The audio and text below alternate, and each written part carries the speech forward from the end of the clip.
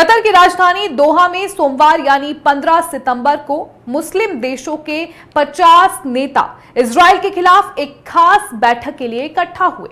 ऐसे में इस बैठक के बाद से कई सवाल उठ रहे हैं। क्या मुस्लिम देश नाटो जैसा सैन्य संगठन बना पाएंगे? क्या ये इन देशों के लिए संभव है? आखिर कब सभी मुस्लिम देश इस तरह से एकजुट हुए हैं? फिलिस्तीन के लिए तो ये देश एकजुट नजर नहीं आए थे, लेकिन क्या कतर के लिए सच में ये देश कुछ कर दिखाएंगे या फिर से इन सभी देशों की एक और कोशिश नाकाम हो जाएगी? तो आज बात इन्हीं सवालों पर करेंगे। तो बता दें कि कतर की राजधानी दोहा में हुई मुस्लिम देशों के नेता की बैठक का मकसद 9 सितंबर को कतर पर हुए इजरायली हमले का जवाब देना था। इस हमले में हमास के 5 मेंबर और एक कतरी सुरक्षा अधिकारी मारा गया था। यह हमला उस समय हुआ जब हमास की एक टीम गजा में 2 साल से चल रहे युद्ध को खत्म करने के लिए अमेरिका के प्रस्ताव पर बात करने दोहा में थे। ऐसे में पहला सवाल यही है कि क्या इससे पहले मुस्लिम देश एकजुट हुए हैं, और अगर हुए हैं तो वे असफल क्यों रहे? अब इसके बारे में आपको बताएंगे, ग्राफिक के जरिए से समझेंगे।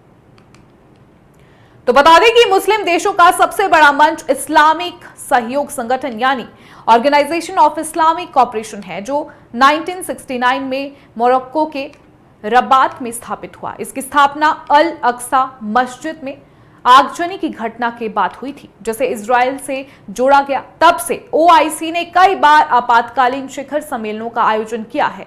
उदाहरण के लिए 1974 में लाहौर में हुए सम्मेलन में फिलिस्तीन मुक्ति संगठन को मान्यता दी गई और इजराइल के खिलाफ तेल प्रतिबंध पर विचार किया गया, लेकिन अमेरिकी दबाव के कारण ये लागू नहीं हुआ। 1981 में अफगानिस्तान पर सोवियत आक्रमण के खिलाफ मुस्लिम देश एकजुट हुए, लेकिन सुन्नी शिया विभाजन ने इस एकता को कमजोर किया।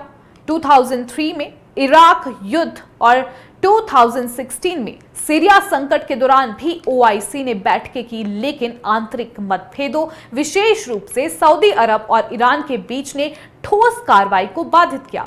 फिलिस्तीन के मुद्दे पर ओआईसी ने कई बार एकजुटता दिखाई है। 2019 और 2023 में रियाद में हुए सम्मेलनों में गजा में इजरायली हमलों की निंदा की गई और युद्ध विराम की मांग की गई। 2024 यानी 2024 में जेदा में हमास नेता इस्माइल हानिया की हत्या के बाद भी ओआईसी ने इजराइल की निंदा की, लेकिन इन सभी बैठकों का परिणाम ज्यादातर बयानबाजी तक सीमित रहा। संयुक्त राष्ट्र सुरक्षा परिषद में प्रस्ताव अमेरिकी वीटो के कारण विफल हो गए और आर्थिक या सैन्य प्रतिबंध जैसे कदम कभी लागू ही नहीं हो पाए। अब अगला सवाल, फिलिस्तीन के लिए एकजुटता क्यों विफल रही है? तो बता दें कि फिलिस्तीन के मुद्दे पर मुस्लिम देशों की एकजुटता कई कारणों से प्रभावी नहीं रही। पहला, आंतरिक विभाजन, सुन्नी और शिया देशों सऊदी अरब बनाम ईरान के बीच भू राजनीतिक प्रतिद्वंद्विता। दूसरा, आर्थिक और सैन्य निर्भरता। कई अरब देश अमेरिका और पश्चिमी देशों के साथ मजबूत संबंध रखते हैं, जो इजराइल का समर्थन करते हैं। तीसरा, नेतृत्व की कमी। ओआईसी में कोई एक प्रभावशाली नेता नहीं है जो सभी देशों को एकजुट कर सके। चौथा, फिलिस्तीन के आंतरिक विभाजन। हमास और फतह के बीच असहमति ने भी मुस्लिम देशों की रणनीति को जटिल किया है। दोहा शिखर सम्मेलन ने मुस्लिम देशों की एकजुटता की संभावना को फिर से उजागर किया, लेकिन इतिहास बताता है कि बयानबाजी से आगे बढ़ना मुश्किल है। फिलिस्तीन के लिए एकजुटता बार बार आंतरिक विभाजन और बाहरी दबावों के कारण विफल रही है।